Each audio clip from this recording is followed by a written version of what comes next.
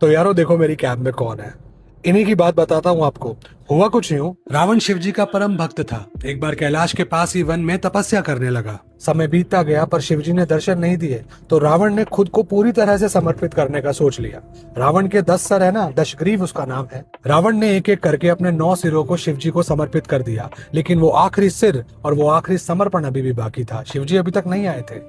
जैसे ही रावण ने अपने 10वें सिर को, उस मुख को काटना चाहा, उसी समय एक प्रकाश के रूप में शिव जी वहां पर प्रकट हुए। उन्होंने रावण को वो 10वां सिर, वो मुख्य मुख काटने से रोक दिया।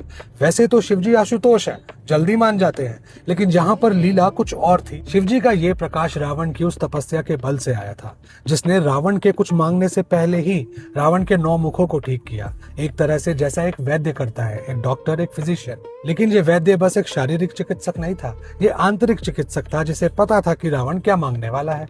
रावण ने कहा कि प्रभु, मैं आपको अपने साथ लंका लेके जाना चाहता हूँ, वहां बैठकर आपकी भक्ति करूंगा। ये रावण की स्पिरिचुअल ईगो थी, वो आध्यात्मिक अहंकार कि मुझसे बड़ा भक्त आपका कौन ही हो सकता है, चलो मेरे साथ, मैं आपको लंका में जाके अच्छे से पूजूंगा। पर शिव जी तो आशुतोष हैं, उन्होंने कह दिया तथास्तु, और उसी समय अपने प्रकाश को एक ज्योतिर्लिंग के रूप में समेट दिया और रावण को दे दिया एक आदेश कि इस ज्योतिर्लिंग को, इस शिवलिंग को अपने साथ ले जाओ, लेकिन इसे कहीं पर भी रख मत देना। रावण को अहंकार है शिव जी का भक्त होने का, तो शिव जी को अधिकार है भक्त की परीक्षा लेने का, और यही तो करता है एक वैद्य, आपके टेस्ट। रावण के हाथों में एक ज्योतिर्लिंग था, शिव जी के प्रकाश का एक साक्षात स्वरूप।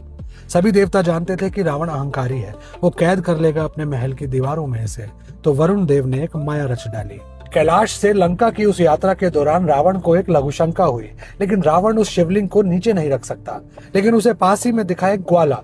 तो रावण ने अपनी लघु शंका दूर करने के लिए उस ग्वाले के हाथ में शिवलिंग को पकड़ा दिया। उस ग्वाले ने रावण के जाते ही उस शिवलिंग को, उस ज्योतिर्लिंग को धरती पर रख दिया। जैसे ही रावण वापस आया, शिवलिंग को उठाना चाहा तो शिवलिंग हिला ही नहीं।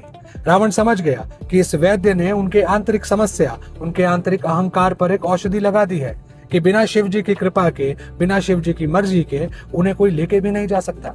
रावण ने उसी स्थान पर उस ज्योतिर्लिंग की प्रथम बार पूजा की, और क्योंकि शिव जी के उस प्रकाश ने, उस ज्योतिर्लिंग ने रावण के शारीरिक और आंतरिक दोनों ही प्रकार के घावों को हरा था एक वैद्य की तरह, तो शिव जी का ये रूप कहलाया वैद्यनाथेश्वर। शिव पुराण के कोटि कोई एम्बुलेंस को रास्ता दो, वैद्यनाथ जी की कहानी है। एम्बुलेंस को रास्ता मिल गया पर जाम ज्यादा है। शिव पुराण के कोटि रुद्र संहिता में कहा गया कि वैद्यनाथ जी चिता भूमि पर है, ऐसी भूमि जहां पर चिताएं जलती थी।